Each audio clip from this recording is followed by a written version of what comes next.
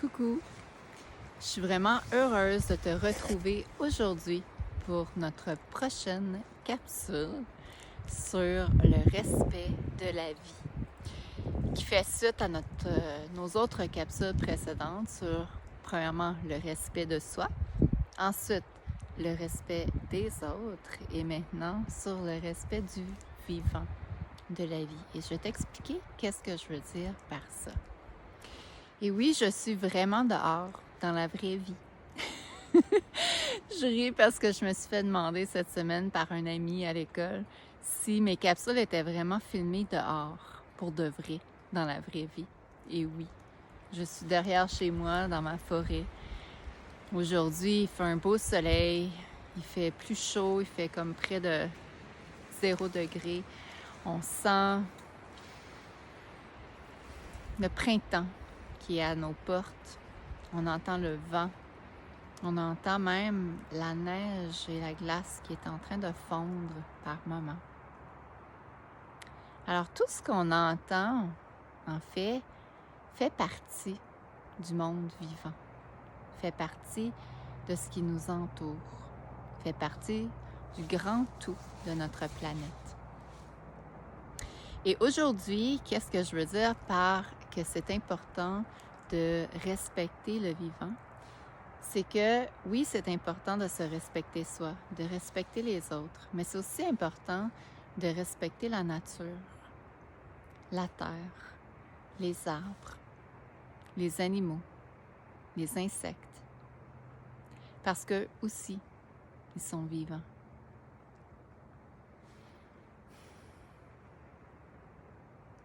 Par exemple, quand tu te promènes en forêt, tu peux avoir le goût de ramasser plein de trésors, comme des bâtons de bois, des pierres, des bouts d'écorce.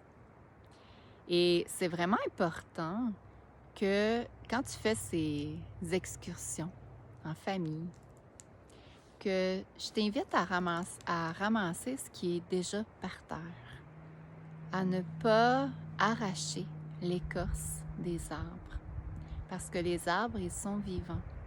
Et quand on arrache leur écorce, ben ça leur fait mal. C'est comme si que toi, il y a un morceau de ta peau qui était arraché. Alors là, je vous montre par exemple un bout d'écorce que j'ai trouvé par terre.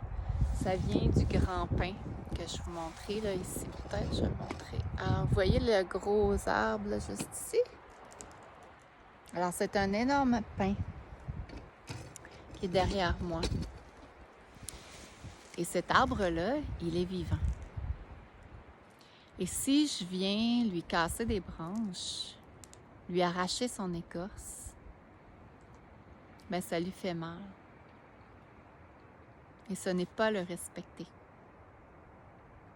Les arbres, ils nous procurent de l'oxygène, ils nous procurent de l'ombre. Ils font partie de notre écosystème et ils sont vraiment importants pour notre survie aussi, à nous, les humains. Parce qu'on est tous ensemble dans cet écosystème-là. Et les arbres en font partie, et toi aussi. Donc, tu as une responsabilité d'être respectueux et respectueuse avec l'environnement et avec tout ce qui est vivant. Par exemple aussi, je vais te montrer un autre trésor que je viens juste de trouver. Elle est un petit peu mouillée parce qu'elle était dans la neige. Regardez la belle plume que je viens de trouver. Je crois que c'est une plume de perdrix. Je ne suis pas certaine. Mais encore une fois, ça, c'est un beau trésor que je viens de trouver. Puis quand j'en trouve des plumes, je dis tout le temps que c'est des petits clins d'œil, des petits cadeaux qui sont placés sur mon passage. Mais est-ce que j'irais arracher une plume sur l'oiseau simplement pour en avoir une, pour mettre sur mon bureau ou pour faire un bricolage?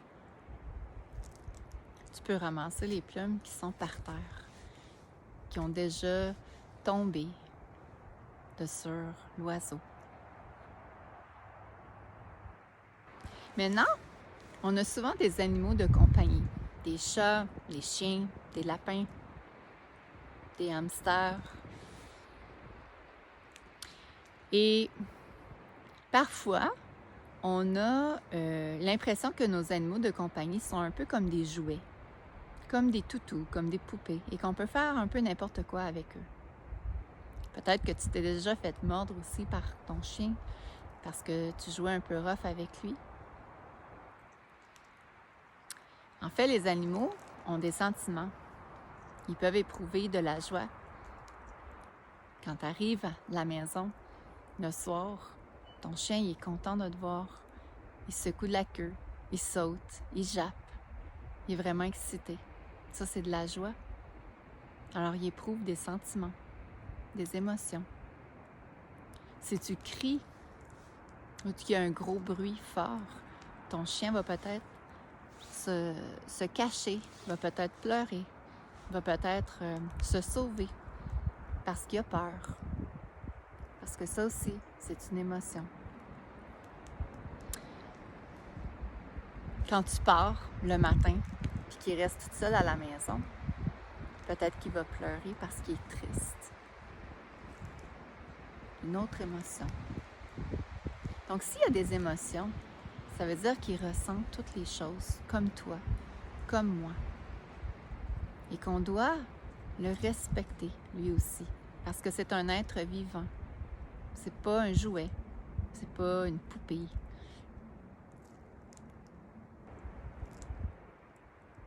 Quand moi, je vais marcher, par exemple, et que je vois plein de belles fleurs, je vais me poser la question, est-ce que j'ai vraiment besoin de les arracher, ces fleurs-là? C'est correct si je veux un bouquet ou si je veux les utiliser parfois pour faire des tisanes ou peu importe. Mais ce que je fais d'abord, c'est que je demande la permission à la fleur en l'honorant, en la remerciant pour ce qu'elle m'apporte, parce qu'elle est vivante.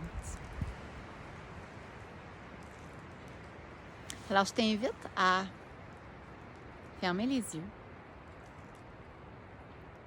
et à t'imaginer pour un instant peut-être que tu serais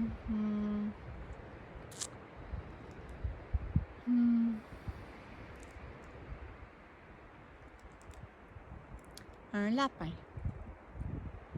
Tu es un lapin qui vit dans la forêt. Tu es heureux dans ton environnement. Tu vas boire de l'eau dans la rivière.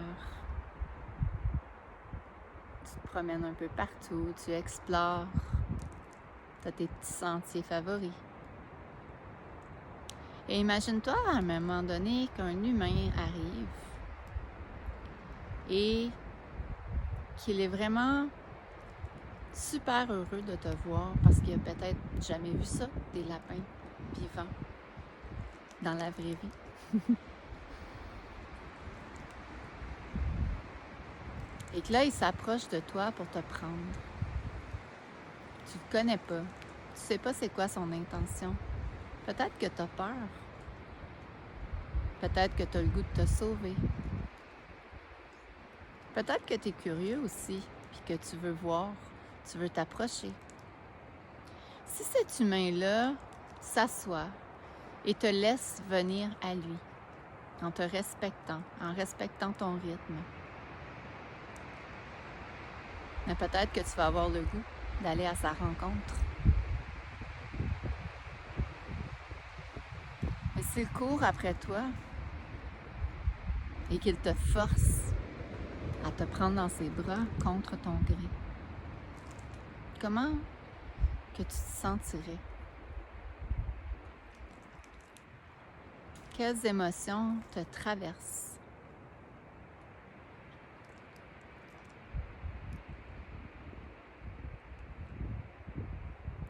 C'est important de se mettre à la place de l'autre être vivant. Et ça nous aide à comprendre que le respect de la vie et du vivant est tout aussi important. Alors la prochaine fois que tu vas marcher en nature ou que tu joues avec ton animal de compagnie.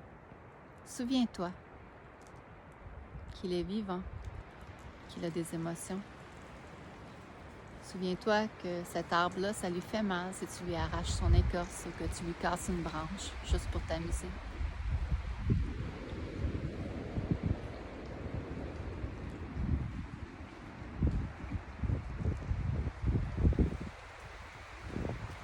Quand je suis en forêt comme ça et que je parle à la caméra comme je fais maintenant et que le vent se lève, comme tu l'entends probablement,